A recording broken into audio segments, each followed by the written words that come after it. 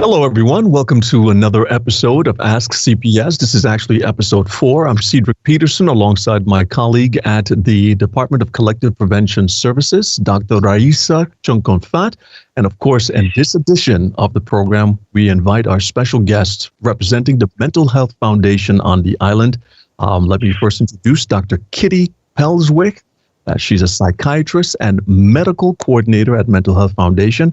And we're also joined by forensic mental health counselor, Miss Zoya Hyman, who will be representing the program. So ladies, thank you so much for being a part of the program. We want to first allow the introduction to take place by Dr. Chunkonfat. Raisa, good afternoon. Welcome to the program. Great to see you. Invite you at this time to deliver your opening remarks and set the tone for this edition of the program. What can we expect? Thank you very much. So good afternoon. I'm Sint Maarten. Thank you for tuning in to episode 4 of Ask CPS. On tonight's episode, we'll be going back to the basics and testing your knowledge on COVID-19. And we'll also answer a few questions that we've received from the public. The effort to address COVID-19 is both extremely important for us all and poses a range of challenges on individuals and families as they respond to the demands of the COVID-19 situation on Sint Maarten. The situation is stressful for everyone, and it is normal to be anxious and worried. So in this episode, we are pleased to welcome Dr. Pelswick and Ms. Zoya Hyman from the Mental Health Foundation to provide some guidance and strategies on safeguarding our mental health and well-being during this time. And at the end of this program, we will be doing a crash course in infectious disease epidemiology, including tackling questions on when we're expected to peak, exploring concepts such as the R0, and where we are when it comes to flattening the curve. Thank you very much, Raisa, for your opening remarks and setting the tone for this program. And I'm very excited to get into this particular topic. This is Mental Health Awareness Week. So happy Mental Health Awareness Week to our panel in this program, and of course to our viewers and listeners of the program. We don't want to, before we get into your questions this week to CPS, let's get right into the mental health aspect of the of our discussion today. And ladies, help us out here. We want to get into the aspect of, first and foremost, explain to us your role and function. Let's start with you first, Dr. Pelswick. Explain to us exactly your role and function at Mental Health Foundation and a little bit about what the organization does here on the island. Thank you, Cedric. Good day, everyone who's listening or watching at this program.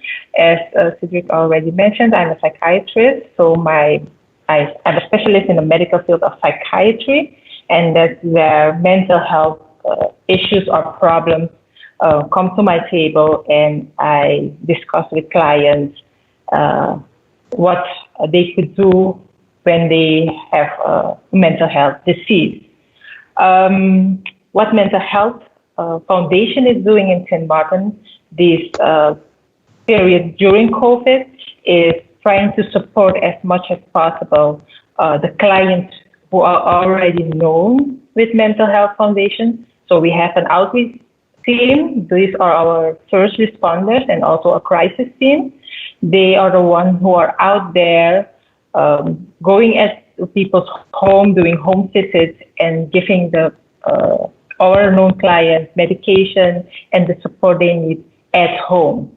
This is something they were already doing. It is the usual work, but with COVID-19, they take the necessary precautions, but they still continue to give the quality care that is needed by our clients.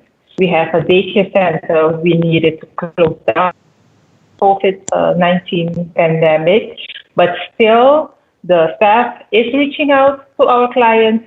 If they are in need for food, they can get the food by us, and we have a Meals on Wheels program. Every day, our staff is reaching out and bringing meals to our clients.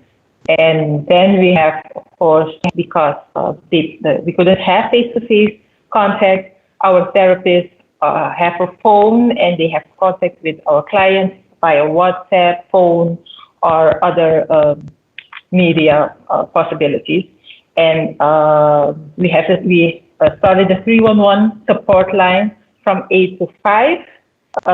Anybody who is stressed or having any issue can call to the line, and there's someone there to listen, to talk to you, and you can vent your problems. You can talk about anything, nothing is taboo, and we try to support you as much as possible. It's in a nutshell. Thank you very much, Dr. Kitty, for those opening remarks. Zoya Hyman, let's get to know you a little bit. Forensic health counselor at Mental Health Foundation. Explain your role, and in regard to this pandemic, what exactly are you focusing on? Yes, I'm a forensic mental health counselor. So my specific focus is on the prison population. So this includes offenders as well as victims. So I do have a special scope on trauma and all the related mental health challenges that comes with it. And now during the COVID-19 pandemic, I have been in contact with my most vulnerable clients. I'll say it like that. And yeah, I've just been supportive to them in this time via phone, as well as I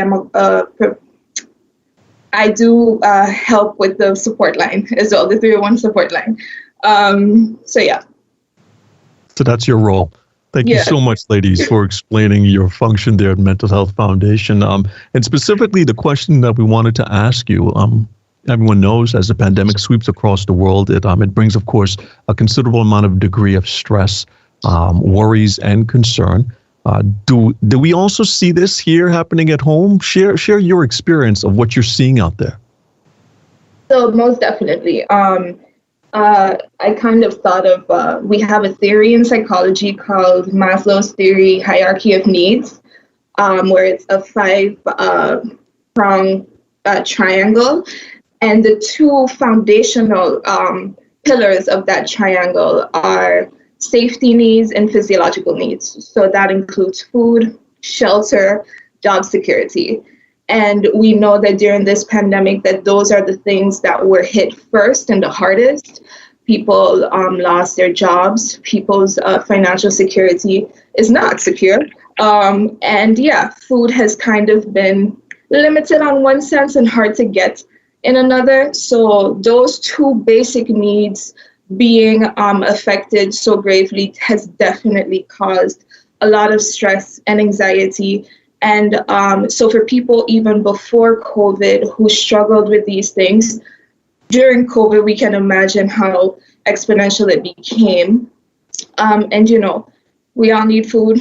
We all need security. So if that's compromised for any of us, it is going to cause a considerable amount of worry. So across the board, we do see it. And health as well. We all want to be healthy. And so for it to be such a risk and so grave, people are worried and anxious. Don't cough. 10 feet, like you say 6, but 10. So we definitely have seen a considerable amount of stress, worry, and anxiety across the board with both mental health individuals as well as people who don't necessarily suffer from mental health challenges. Thank you very much, Zoya, for letting us know exactly your role. Dr. Kitty, do you want to weigh in here also on exactly what is your experience and take has been during this pandemic here at home? As Zoya has mentioned, there is an increase of clients who come in with certain type of questions or certain kinds of issues.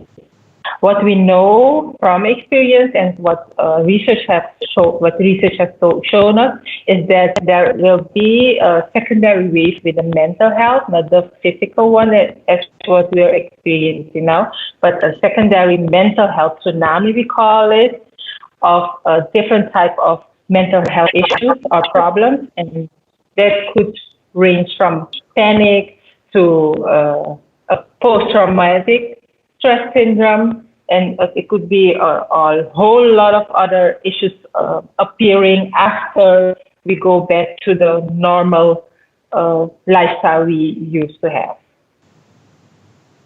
Sometimes I question if it actually will be as normal, or is there a brand new reality that we all would have to adjust to, especially from a mental aspect.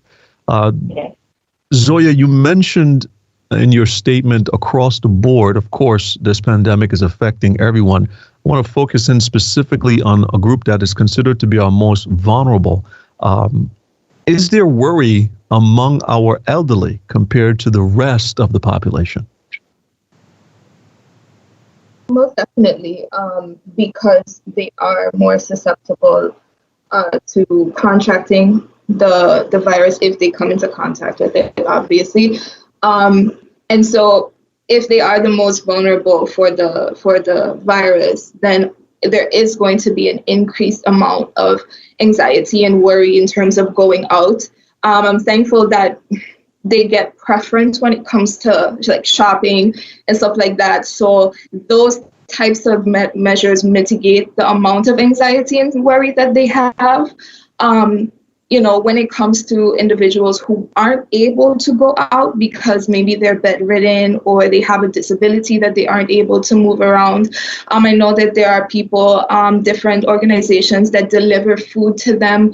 So I'm saying that to say that yes, we are very concerned about our elderly population because we know that with the increased risk comes increased worry and anxiety. Also for family members of individuals who have, like, I call my mama and told her, you better stay home, don't go nowhere, because, I want her to be safe. So it's constantly being on the phone with her and ensuring that she stays home. So for families of the elderly as well, just, trying to manage and balance out the stress that comes with that. Dr. Kitty, what steps can an individual take to communicate with persons they see dealing with depression and, of course, the difficulty of our new reality? Let me first, thank you for the question. Let me first start by explaining that not every time you feel down, we say that someone has a depression. You have to have a longer term of feeling down, and you have a lot of criteria you have to fit before we have the diagnosis of a depression. My advice is before someone structurally changes into someone who is depressed, we have to recognize like the alarm signs as that something is changing. So we need to recognize that sleeping patterns are changing. People are not eating as well. They are not taking care of themselves or taking care of others. It's not possible anymore if they are very easily irritated or angered. These are some of the signs we could recognize with ourselves and with someone else. And then if you recognize that, okay, this is not my normal, my usual me, that's when I think you need to start to reach out. You can reach out to a friend, someone who you trust. You can reach out to a family, a pastor if you have a belief system, but check out who is your support system. If you have a support system, this is the first one you contact. If you don't have that, then mental health experts are there to help you. Then my advice would be call the 311 line and you get the advice what organizations you can contact, because the operators have the instruction that if it's an abuse, people are being directed to Safe Haven. If it's food, they are directed to social services. So you can call, it doesn't matter what it is, you get the support to the right organization. One specific group I would like to ask you to shed some light on is the children within our community during this time period. What advice would you offer parents dealing with their kids during this pandemic? Okay. I'm a mother and I have 2 children in my house. So luckily, my husband takes a lot of the burden, but if it's possible, then I would say change it up. Like not one parent being constantly with the children, because being cooped up together, the tensions get high. So as parents, switch it up. And if you're a single parent, give yourself a break. Let everybody look for a corner, their favorite corner, and be on their self. And if the house is too small, get out in the front yard or in the street, run around the house, run to the next neighbor, back and forth until you're physically tired, and then the mental stabilization will follow also, because exercise, you get the happy hormones get loose, and then everybody calms down, and then we can go on together again. That's my advice, and this is what I also do. And Zoya also wants to add. Yeah, go right ahead, Zoya. What is your experience? I'm not sure if you're a mom, so you're just a young person. So how as a young person, how is your generation dealing with this pandemic, and of course getting over the stress of this time period? I was just gonna add, which can also apply to anyone actually, with kids, without kids, for yourself, is to create a schedule for yourself. Children, you have to train them, and the longer, more consistent you are. I don't have kids, but just from a professional, I have nieces, nephews. Good practice. The longer and the more consistent you are, the easier it becomes down the road. And also, children develop; they become more mature, more understanding. So the better you are at implementing structure with them, the easier it would become, and so you can also have your time. So for people, my circle, people I've been speaking to, it's a lot about what they do in their day, whether they take up a new skill, whether it's cooking, planting. I see a lot of locals right now planting, which makes me so happy, just to see people, making use of their time. But also making use of your time could also be relaxing, and also giving yourself a break, and just sitting and breathing and reading a book or coloring, forming a schedule for your day, sticking to it as best as you can, but also just taking it easy. Thank you very much for providing those tips. Now, you did make mention of the call, but just to remind our viewers, if I feel a little bit like I need some advice and some tips, what number should I be contacting you, just in case I feel I might not be handling this pandemic too well and I need some help? What do I do? We have a support line. It's open, operational from 8 in the morning till 5 p.m. It's 311. Easy to remember, 311. The line to get mental health advice, tips, support. Yes. Excellent. As Mental Health Awareness Week takes place this week, share with us what we can expect from Mental Health Foundation. Highlight a few of your activities for us. So we've kind of set up the week in 3 segments per day, where in the morning we have a physical activity. So this morning we had kickboxing. And for the rest of the week, we'll have things like yoga, CrossFit, and other physical professionals. In the afternoon, we have different fun segments where we do quizzes and just share little tidbits of informational stuff. And in the evenings, we're going to have more so talks. So tonight, I'm actually giving a talk on mental resilience and all the tenets of that. Tonight, meaning Monday. We can catch it on the replay for the rest of the week. And later down this week, I know we're going to have a panel with some medical professionals, spiritual representatives, mental health professionals, and some other fun people. So just keep a lookout on Mental Health Foundation Facebook page. We have something happening every day during the day. So there's a lot of stuff on there you can check out. Great. And our team. Yeah. Excuse me, our team for mental health awareness is mental fitness during COVID-19 times. So that's what we're trying to do every day, to get the physical and the mental fitness going. So we have a physically and mentally fit person, because there's no health without mental health. That's right. No wealth without mental health.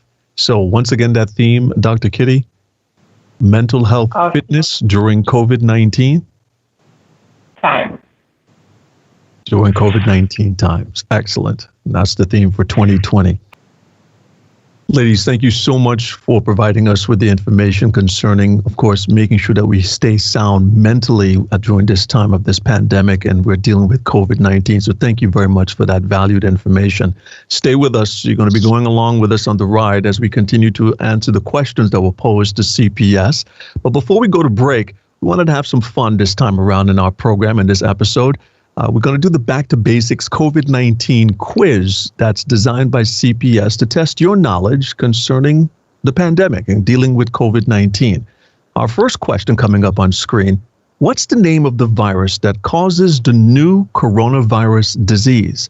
Is it A, COVID-19, B, SARS-CoV-2, or C, MERS? The answer coming up right after the break. You're listening to and viewing Ask CPS. Stay with us.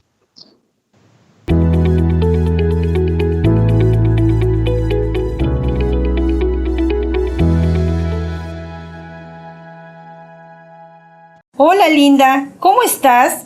¿Cómo te sientes con este encierro? Ay, mi amor, María, te voy a decir. Ay, mami, no me siento muy bien, ¿no? Oh, amiga, ¿qué molestias tienes? En estos días tienes que tener cuidado porque el COVID-19 está en todos lados. Mi amor, te estoy diciendo, yo estoy sintiendo como me voy a resfriar. Quizás necesitas algo para esa molestia. Recuerda, si tienes fiebre, tos, sensación de falta de aire o síntomas de resfrío, tienes que llamar inmediatamente a tu doctor de familia. Puede ser que tengas el COVID-19.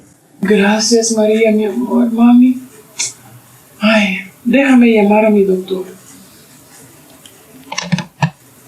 Recuerda que si tienes algún signo o síntoma del COVID-19, llama a tu doctor de familia. Y si tuvieras alguna pregunta adicional o duda, por favor no dudes en contactar al Servicio de Prevención Comunitario marcando el 914. Este es un anuncio público, fue presentado por el gobierno de Sint Maarten. In a world of COVID-19, it's essential that we all stay informed. Tune in to Ask CPS every Tuesday at 6 p.m. on Facebook.com/SXMGOV and on St. Maarten Gov Radio 107.9 FM. Ask CPS, where you can receive the latest information about COVID-19 and have your questions answered by the professionals of the Department of Collective Prevention Services. Ask CPS. Together, let's crush the curve.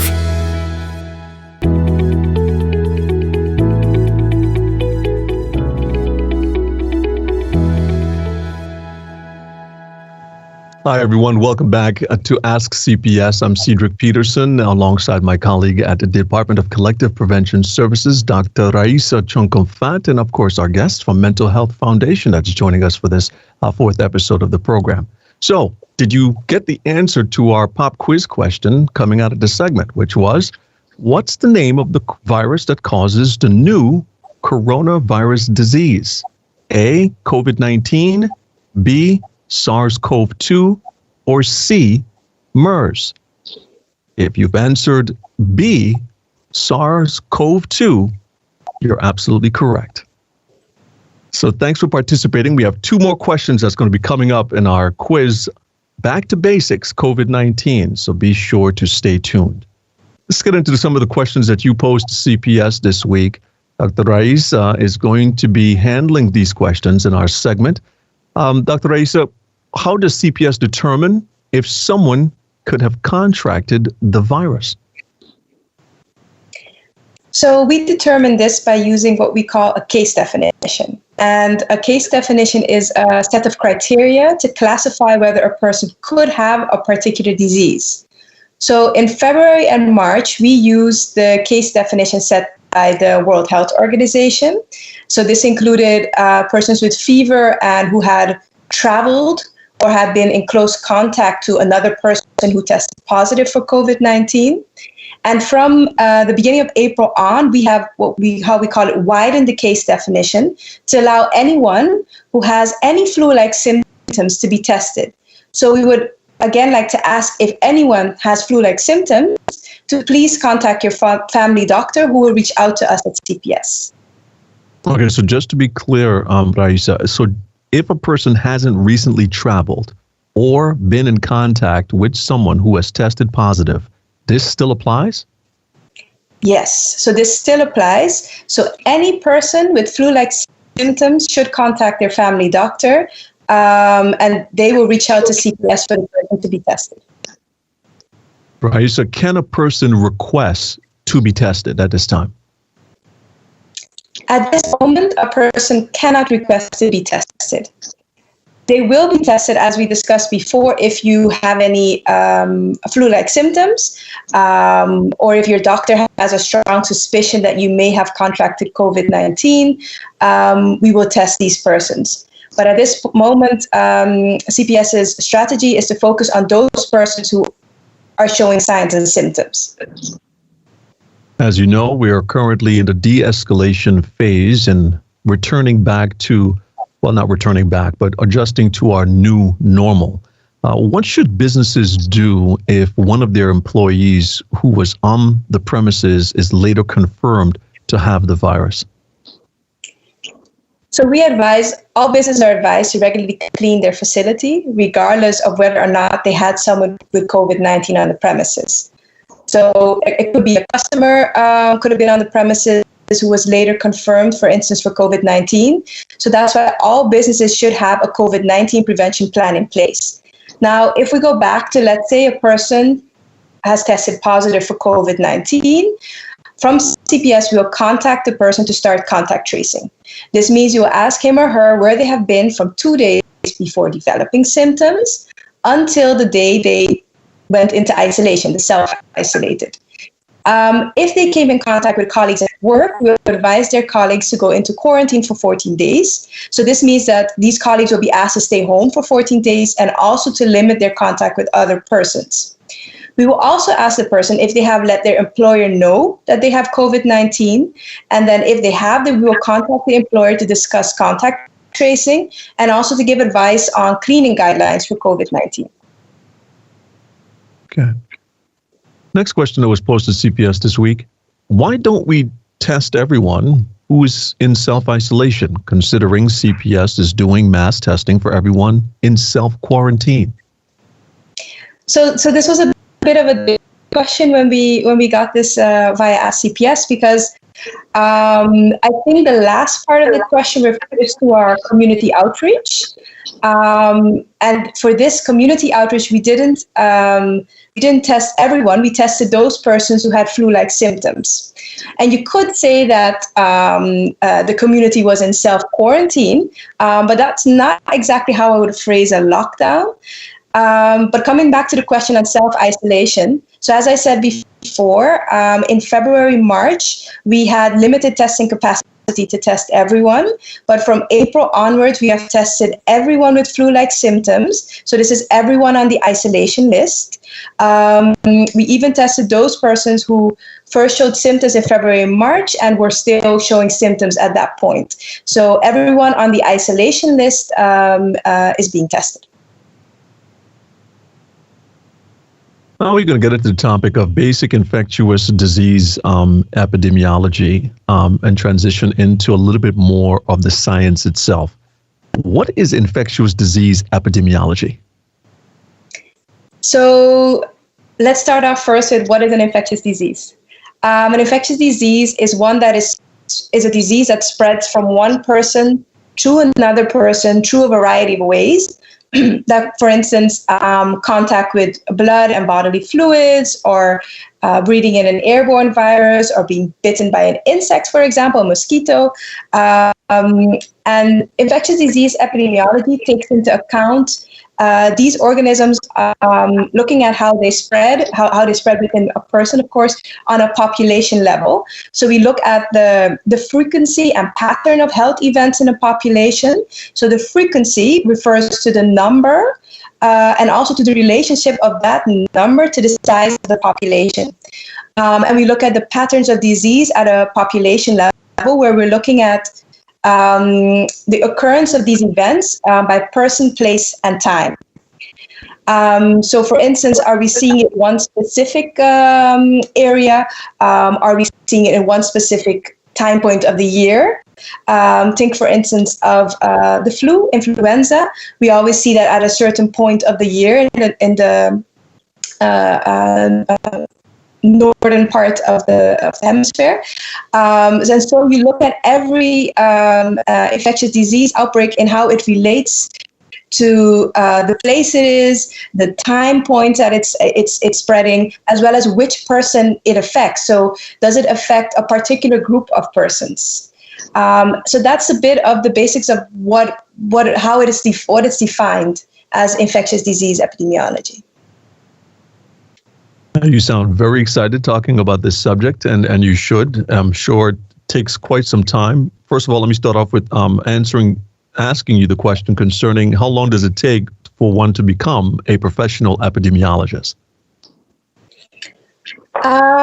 So epidemiology is a master's degree. So after you finish a bachelor in health-related science, you have another, depending on which master's degree, usually another 1 to 2 to maybe 3 years to finish your master's. And then, of course, it's also the part of the experience behind it, which is quite important, especially in an outbreak setting, where the field epidemiology experience is what is necessary to really have all the equipment and competencies to be able to respond to an infectious disease outbreak, which is different. Which is a different kind of setting than when you're following a disease that when you're monitoring a disease over the course of a few years, but when you really have an outbreak, which is a peak of a disease, how you respond to that is something that you learn. It's quite a different field epidemiology. What drew you personally to this particular subject? I think I like the fact that you're kind of a disease detective. So I think we discussed it in the last episode that it's the spider web. So you have this person. How did this person contract this disease, and how can I stop this person from spreading it on, and how can I really affect this spider web situation? And so I do feel like kind of a CSI detective sometimes, trying to figure out, okay, this person got an infection, given the time period, given that different infections can spread in a different way, how can I find out how a person actually contracted the disease actually? You're listening and viewing to Ask CPS. This is the 4th episode. Raisa, I want to thank you so much for answering the questions thus far. We will be getting additional questions, taking your additional questions as we continue in our segment. Before we go into the break, let's take our next question that's a part of our Back to Basics COVID-19 quiz. And the second question is, what are the common symptoms of the new coronavirus disease? A, cough. B, fever. C, shortness of breath. Or D, all of the above. The answer coming up right after the break. Stay with us. This is Ask CPS.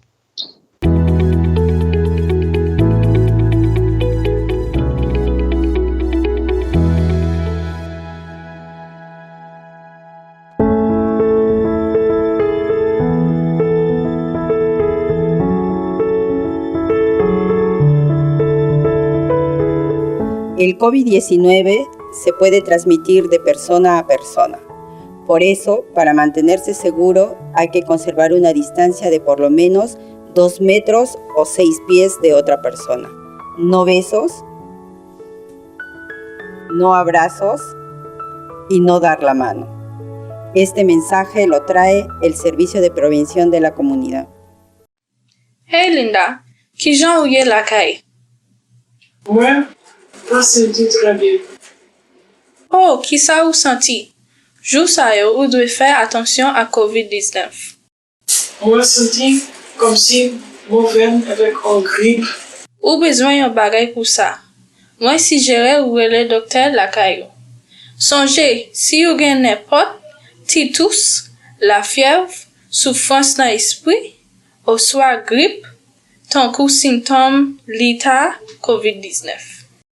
Merci Maria, qui t'aime, relève mon docteur.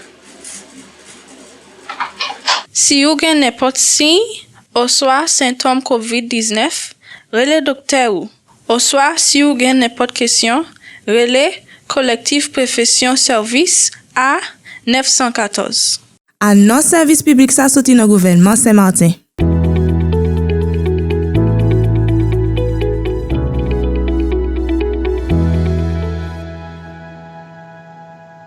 Hi, everyone. Welcome back to Ask CPS.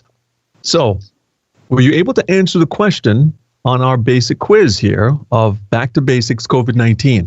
That question once again was, what are the common symptoms of the new coronavirus disease? A, cough, B, fever, C, shortness of breath, or D, all of the above? If you've answered D, all of the above, you are correct. As we continue in our segment of questions that you have posed to CPS this week, Raisa, we want to get into the question, how can an infectious pathogen spread? So an infection pathogen can spread as a result of the interaction between an agent or the pathogen, the host, and the environment. And this is what we call in epidemiology the epidemiological triad or triangle. So the triad or triangle consists of an agent, a susceptible host, and the environment that brings the host and the agent together. So what do we mean when we say an agent? So an agent or the pathogen could be a virus, a bacterium, a parasite, or another microbe. And generally the agent must be present for a disease to occur. And you need to have an opportunity for exposure, which can be influenced by different behaviors such as hygiene. Then when we look at a susceptible host, the host is the human who can get the disease. We all know that not all persons will get a certain disease because it depends on different risk factors and also different responses to different pathogens. And the last part of the triad is the environment. So the environment refers to the extrinsic factors that affect the agent and the opportunity for exposure. So think of different climates or different biological factors such as insects that can transmit the agent. So think about, for instance, malaria.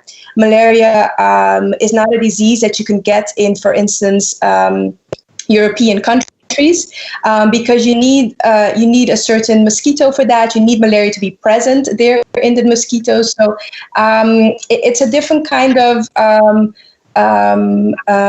way of how that can affect it. So the environment is also part of this triad. Okay. Now, we hear a lot about the incubation period. What is an incubation period and why is it relevant to the spread of this infectious disease?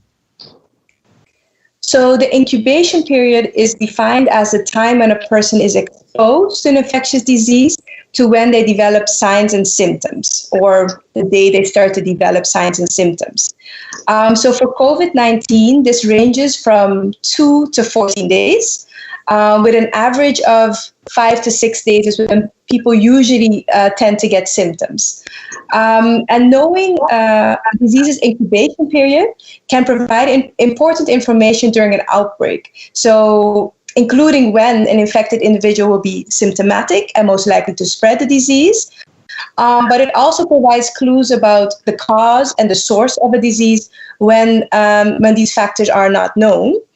So for COVID-19 specifically, the incubation period has important implications for disease surveillance, but also for preventative measures, such as self-quarantine, which should be at least 14 days for persons who may have been exposed to the virus. So this again has to do with the incubation period of ranging from 2 to 14 days, that you can say, okay, if you self-quarantine for 14 days and see if you develop symptoms, yes or no, in these 14 days. Raisa, many countries actually report what is termed an R0 I've heard this term. Many people probably have, but they're not clear about what it means. Well, first of all, countries have to report it. First of all, what is an R0? So the R0 is the basic reproduction number. This is a number used to describe the contagiousness of infectious agents. Simply put, this means the amount of people someone with an infectious disease will infect. For COVID-19, this is thought to be between 1.6 to 2.5 if there are no measures. So for every person who has COVID-19, they could potentially infect on average 1.6 to 2.5 persons.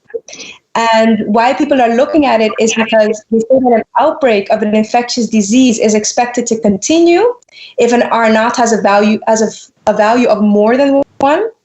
And to stop the outbreak, the R0 needs to be below 1. So we know that many countries are trying to obtain this R0 number as they want to know whether the measures that they have in place have reduced the R0 to below 1. Unfortunately, R0 is not a simple calculation. It is based on very complex modeling for which you need a lot of data, which is pretty limited when there's a new emerging disease. And for large countries, they might have enough people with COVID-19 and enough deaths related to COVID-19 to give accurate results. So what is the R0 for Sint Maarten? And how can you explain what this means for us?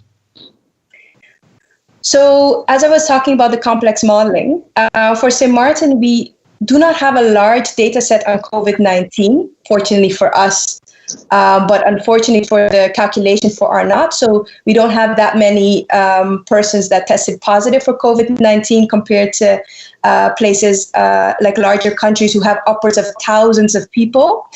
Because of the limited numbers on COVID-19, the modeling for R0 for Sint Maarten is quite challenging, and it is difficult to obtain a reliable number. We have gotten a tool from PAHO, which is to help and aid different countries in modeling an R0. So we are looking into if that would give a reliable estimate. How does this process, of course, the measures that we're taking right now at home, affect the R0?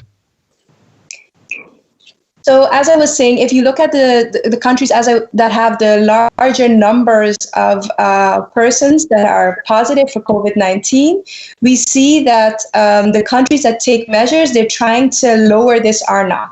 So what measures do they take? They include lockdowns, social distancing is a measure, and public health measures like isolation and quarantine. And actually, if you think about it, if we would all practice the social distancing and proper hand hygiene and the other hygiene measures like respiratory etiquette, the virus wouldn't be able to spread, and this would definitely lower the R0. Right. So just to close off our questions that came into CPS this week, and it's, of course, the most important one, how close are we as a country to crushing the curve?